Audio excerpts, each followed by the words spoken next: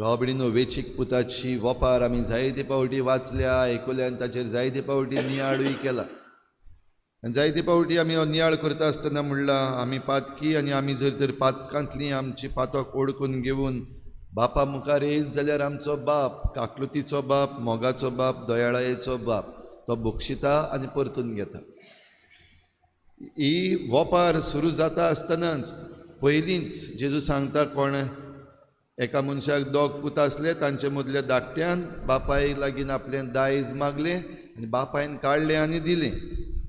जरी तर हो बापूय तूं आनी हांव आसलीं, बापूय वो आवय, आनी आमचीं भुरगीं कोण हे भाशेन येवन आमचें आपलें दायज मागता आनी वचपाक सोदता, पयली वस्त कितें करता काय आमी काडटा आनी दिता.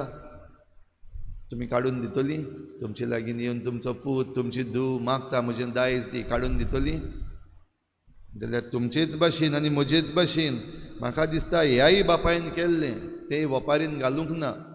मागीर वोपार आनीक व्हडली जातली आसली जाल्यार ताचेर इल्लीशी नदर मारुया. जेन्ना हो पूत जो आयला आनी आतां सांडून वेतलो आनी एक तरणाटो कसो आपलें दायज कशे भाशेन तो वाट लायतलो हें बापायक खबर आसा. आनी देखूनच दुबाव विरेत ह्या बापायन ताका शिटकावणी दिल्या. बापाय घडये ताचे मुखार पांये पासून पडला, बाबा अशें करिनाका, हें करीत जाल्यार बरें जावचें ना, तुका फुडार आसचो ना, तुका दुसरे नागयतले, हें सगळें सांगलांच आसतलें. तेच बरोबर घडये विचारलांय बीन आसतलें, खंय वेतलोय तूं, कितें कोत्तलो ह्या दुडवाचें, कित्याक तुवें हें दायज आपणाक दी म्हूण मागता, तुका कितें उणें आसा आमच्या घरान. हे प्रश्न जायते पावटी आमचे आवय बापूय आपल्या भुरग्यांकूय विचारतात. हेच प्रश्न न्हू दुसरेय वाटेन भोव करून जेन्ना आमची भुरगीं आपणाक जाय तें करूंक सोदतात without consultation with the parents. जायते पावटी आपल्या आवय बापायक विचारिनासतना आमचीं भुरगीं, आमची आयची तरणाटीं खूब हुशार. आयज आख्खो संवसार तांच्या हातांनी आसा आनी एक जरी तर बोट लायलें जाल्यार आख्ख्या संवसारान कितें एवेलेबिलिटी आसा, कितें कसले कसले ह्या संवसारान फायदो आसा, फास्ट मनी आसा, हें सगळें दिश्टी पडटा. आनी जायते पावटी हें जें कितें फास्ट आसा, जें चड फायदो दिवपाचें आसा तें पातकी. आनी देखूनच आमचीं भुरगीं तरणाटीं आयज आवय बापायक थोड्यो वस्तू सांगनात. कित्याक आवय बापायक कितें म्हणून सांगतलो, हें वायट करूंक हांव वेतां, वो हें जें कितें बरें करूंक हांव सोदतां म्हाका मेळपाचें आसा तातूंत थोडेंशें वायट आसा, हें उक्तेपण जायते पावटी आमच्या भुरग्यांक ना.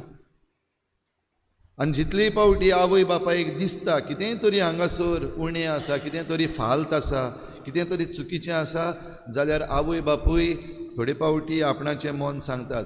थोडीं आवय बापूय घडये सुबेज सांगतात, न्हू तें पासून उलयतात. पूण ही शिटकावणी दर एकलो आवय बापूय, दर एक वडील, जीं कोण भुरगीं तरणाटीं आसात तीं आपले वाटेन वेता आसतना तांकां सांगतात. हें जालें आमच्या भुरग्यांचें तरणाट्यांची खबर. जाल्यार हीच वस्त जरी तर आयज आमच्या समाजाक लायली, जे समाजान जांच्या हातान जुट्टी आसा, वो समाजान जे कोणाक जबाबदारी दिल्ली आसा, जायते पावटी ह्या वेंचीक पुता भाशेन आपणाक जाय ते भाशेन करपाक सोदता. कायदे आसात आमचे लागीं, पूण ते कायदे पाळपाक फाटीं.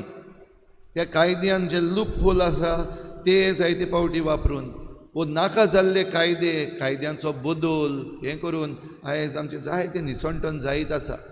जे भाशेन ह्या वेंचीक पुताचें निसंटन जालेंच.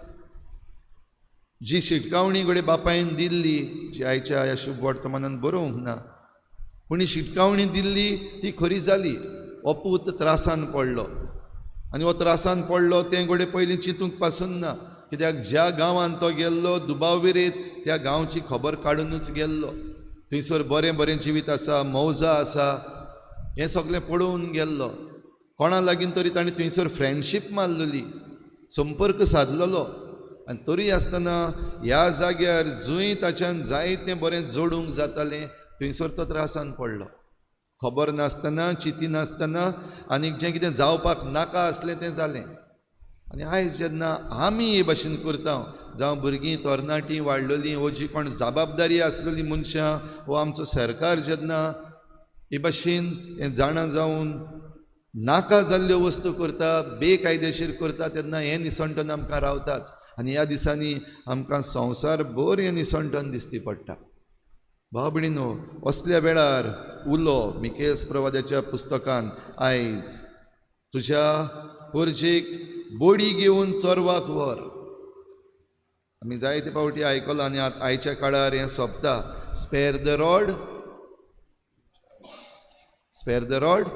Spoil the child. आमी सगळीं जाणा.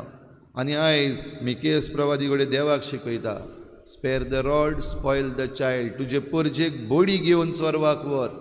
तूं बोडी मानना देखून पर्जा ओगी आसा. कित्याक तूं भोगशिता, तूं कोनवाडायेचो देव, तूं भोगशिता. आनी देवाचें भोगसणें भाव भयणीनो सदांच आसा.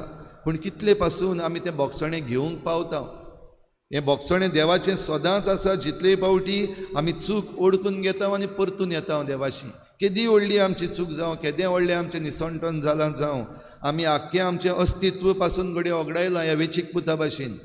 पूण देव आमकां भोगशिता. पूण आयज आमी असले दोशेर पावल्लीं आसा, जरी तर आमचेर बडी मारिना जाल्यार आमी केन्नाच समजची नात. ह्या वेचीक पुताचेर बडी पडली आनी ही बडी पडपाक आख्ख्या गांवाचेरूच दुकोड आयलो. एक मनशाक लागून आख्ख्या गांवाचेर दुकोड, ताका बडी मारपाक. बट हें सगळे फावटी जायना. आनी थोडे फावटी जाता जाल्यार आमकां जण एकल्याक ही कृपा मागुया. समजून घेवंक आमी ही वस्त. आनी देवाची बडी आमचेर जी पडलेली आसा ती समजून घेवन आमी रडूंक आमचें पातक.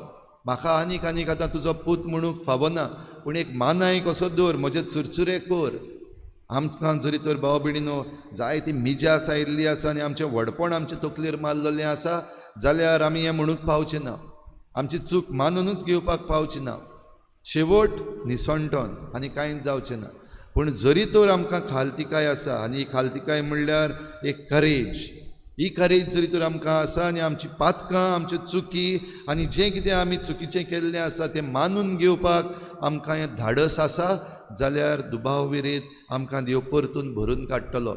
रेस्टोरेशन आमचें जातलें. हेजे भाशेन ह्या पुताक, ह्या बापायन आख्खोच परतून आपलो पूत कसो सांगनासतना ही उतरां उलयनासतना मानलो. ताका नवें आंगवस्त्र घालें, ताच्या पांयांक व्हाणो घातल्यो, ताच्या बोटाक मुदी घातली, ताचे पासत जेवण केलें. एक दिसाचें न्हू, पूण परतून ताका घेवं जाल्यार असलेंच आमी आमचे चुकींतले भायर सरून देवाशी येवं, देंवचाराच्या चोपक्यांतली आमी भायर सरून जिविताक येवं.